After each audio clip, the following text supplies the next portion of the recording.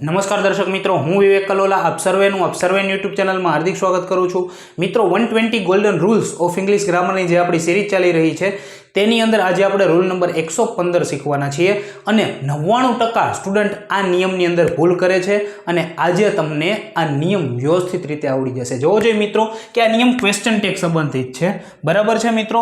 હવે question tag શું છે મિત્રો, બરાબર છે, તો કે ક્વેશ્ચન ટેગની અંદર તમને અલગ અલગ કાળના, બરાબર છે, અથવા તો જેમ કે અહીં લેટ્સ છે, બરાબર છે, એનાથી શરૂ થતું હોય, લેટથી શરૂ થતું હોય, બરાબર છે, અહીં મેં આજ્ઞાર્થ વાક્ય આપેલું છે।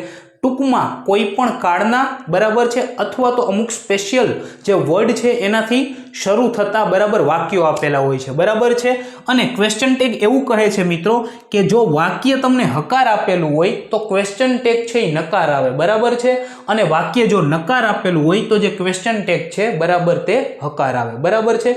પરંતુ અહીં મેં તમને બે વાક્યો આપેલા છે, એક તો લેટ્સ થી શરૂ થતા વાક્ય અને જો આજ્ઞાર્થ વાક્ય હોય ત્યારે ક્વેશ્ચન ટેગ શું મૂકવું, બરાબર છે, આ વસ્તુ તમારે યાદ રાખવાની છે। અહીં પહેલું સેન્ટેન્સ છે મિત્રો કે let's go for a picnic. અહીં તમે જોઈ શકો છો કે આ વાક્ય હકાર છે, બરાબર, આ વાક્ય કેવું છે મિત્રો, હકાર છે, બરાબર છે।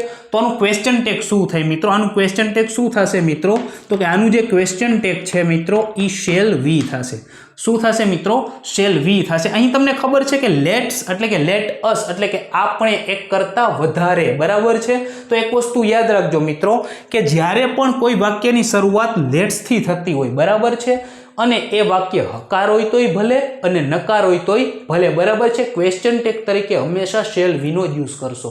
શું કીધું મિત્રો, જો કોઈ વાક્યની શરૂઆત લેટ્સ થી થતી હોય, એ વાક્ય હકાર હોય તોય ભલે અને નકાર હોય તોય ભલે, બરાબર છે, હંમેશા ક્વેશ્ચન ટેગ શેલ વી મૂકવું, બરાબર છે। અહીં છે લેટ્સ નોટ પ્લે, બરાબર છે, તો અહીં ક્વેશ્ચન ટેગ શું આવશે મિત્રો કે શેલ વી, ભલે ને વાક્ય હકાર હોય કે નકાર, આપણે ખાસ જોવાનું શું છે, એ વાક્ય લેટ્સ થી શરૂ થતું હોવું જોઈએ।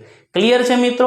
હવે આપણે જોશું જો આજ્ઞાર્થ વાક્ય આપેલું હોય તો, બરાબર છે, તો મિત્રો જોવો જોઈએ જ્યારે પણ તમને આજ્ઞાર્થ વાક્ય આપેલું હોય, બરાબર છે, આજ્ઞાર્થ વાક્યમાં હંમેશા, બરાબર છે, જે વાક્ય છે, બરાબર, એ ક્રિયાપદથી શરૂ થતું હોય છે, બરાબર છે, એટલે એમાં કર્તાનો અભાવ હોય છે મોટા ભાગે 99%, બરાબર છે। જેમ કે અહીં આપેલું છે કે પ્લે સિન્સિયરલી, આ હકાર વાક્ય છે। અહીં આપેલું છે કે don't show me your face, બરાબર છે, don't show me your face, બરાબર છે, ડોન્ટ શો મી યોર એટલે તેનું, તેમનું, બરાબર છે, પ્લે સિન્સિયરલી એટલે કોણ, તમે, કોકને કહે ભાઈ આપણે પ્લે સિન્સિયરલી, જેમ કે હું કહું કે પ્લે સિન્સિયરલી ક્રિકેટ, બરાબર છે, તો આપણી સામે કોક વ્યક્તિ હશે, આપણે એને કહેતા હશી, તમે કે તું ગમે એ હશે, બરાબર છે।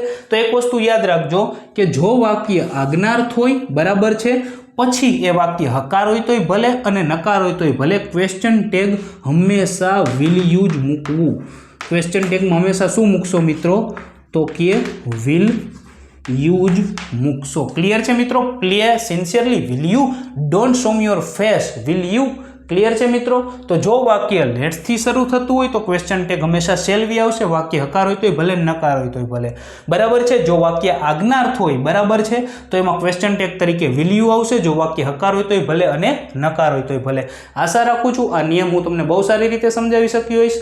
જલ્દી જ મળીશું આપણે રૂલ નંબર 116 ની સાથે। ત્યાં સુધી જય હિન્દ, જય Bharat, take care, good bye, thank you so much.